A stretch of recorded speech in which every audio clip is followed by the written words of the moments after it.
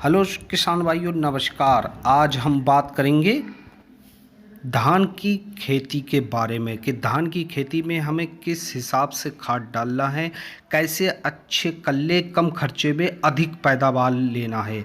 तो किसान भाइयों, आज मैं आपको पूरी तरीके से धान की फसल की जानकारी दूंगा कि किस टाइम में कितने दिनों में कौन सी खाद और किस तरीके से आपको डालना है और कितनी मात्रा डालना है। हमारे किसान भाई 80 से 100% तक लगभग खेती धान की लग चुकी है, जिसमें सभी वैरायटी लगती हैं। और सबसे बड़ी दिक्कत धान में कल्लों की होती है, जिसके लिए फार्मर लोग, हमारे किसान भाई काफ़ी ज़्यादा खर्चा कर देते हैं। तो किसान भाइयों, जानकारी देने से पहले अगर हमारे YouTube चैनल पर आप नए आए हो तो चैनल को सब्सक्राइब और लाइक करना ना भूलें। तो किसान भाइयों, जैसे कि हमने सबसे पहले जब ट्रांसप्लांटिंग यानी कि जब हम रोपण करते हैं धान का, तो हमें सबसे पहले धान की जड़ों के लिए जिंक की आवश्यकता पड़ती है। तो आपको 1 एकड़ में सबसे पहले तो 1 कट्टा यूरिया और 10 केजी जिंक सल्फेट जो 33% में आती है, ये कुछ यूरिया का पानी बनाती है। तो आप इसे चाहो तो बालू या किसी रेते में मिलाकर डाल सकते हो। और कंधेड़ में तो आपको पता ही है कि NPK या DAP के 1 कट्टा डालना ही डालना है, वो तो ज़रूरी है। आप पहुंचते हैं 15 से 20 दिन पे। 15 से 20 दिन पे आपको एक ह्यूमिक फट नाम से आता है। इसमें आपको 8-9 पोषक तत्व मिल जाते हैं। ये 1 किलोग्राम एकड़ का पड़ता है। बाकी उसके साथ में आप कोई सी भी जैसे फटेरा या बटाको या कोई भी जो भी आपका ग्रेनुअल सुड़ी में डालते हो, काटा पूटप कुछ भी डाल सकते हो। एनी प्रॉब्लम नहीं है, आपके कल्ले एकदम भड़काएंगे, खेत एकदम हट के आएगा। पहुंचते हैं हम 30 से 35 दिन।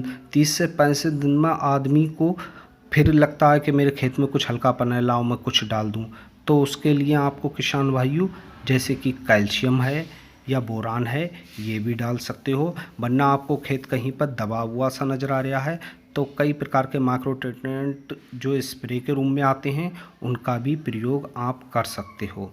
सबसे बड़ी बात आपको ये बता दूं, जो हमारी NPK डालने वाले भाई हैं, जैसे कि सुपर आता है, सुपर में NPK की मात्रा ज़्यादा है, तो आप सुपर भी वहाँ पे यूज़ कर सकते हो।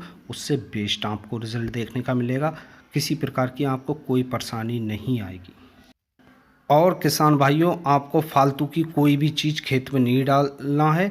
बस आपके खेत में अच्छे कल्ले मिलेंगे, अच्छी ट्रिलिंग मिलेंगी। दुकानदार लोग तो आपसे कहेंगे ये डाल लो, ये डाल लो, ये डाल लो, बस उनकी जेब पे जोर नहीं पड़ता, वो तो आपका फालतू का खर्चा करवाएंगे। सबसे पहले 1 कट्टा यूरिया और जिंक सल्फेट आपको डालना है। पहले यूरिया में जो आपको 8 से 10 दिन में डालना है, दूसरा 15 से 20 दिन में डालना है, जिसमें ह्यूमिक फड एंड कोई भी सुड़ी के लिए जो भी काटा बटाको फटेरा जो भी डालना है। तीसरी में आप कैल्शियम या बोरान, या आपको कोई और दिक्कत लग रही है तो थोड़ा सा ग्रोथ प्रमोटर। और यूरिया आप ज़्यादा डालने की सोचना मत, क्योंकि यूरिया सरकार ने भी कट्टे में कम कर दी है। और यूरिया ज़्यादातर हमारे खेत में सिर्फ नुकसान के अलावा ज़्यादा फ़ायदा नहीं करती है। शुरू में 2 या 3 बार में ही यूरिया दे दें, क्योंकि ज़्यादा देने से यूरिया एक तो खेत में हमारे झुलसा पैदा हो जाता है, सीध बिलाज पैदा हो जाती है, कई प्रकार के इंसेक्ट पैदा हो जाते हैं, इसलिए ज़्यादा यूरिया से बचें और अपने खेती के खर्चों को बचाएं। और किसान भाइयों, जब भी आप पौध धान की लगाएं तो 20 से 25 दिन की लगाएं, ज़्यादा दिनों की नहीं करें, क्योंकि उसमें गांठ हो जाती हैं, फिर आपका फालतू का खर्चा होता है। इस खर्चे से बचें। और किसान भाइयों, कोई भी समस्या हो तो कमेंट बॉक्स में मुझे ज़रूर लिखें, मैं उसका समाधान आपको ज़रूर दूंगा। वीडियो को शेयर, सब्सक्राइब और लाइक करना ना भूलें। नमस्कार।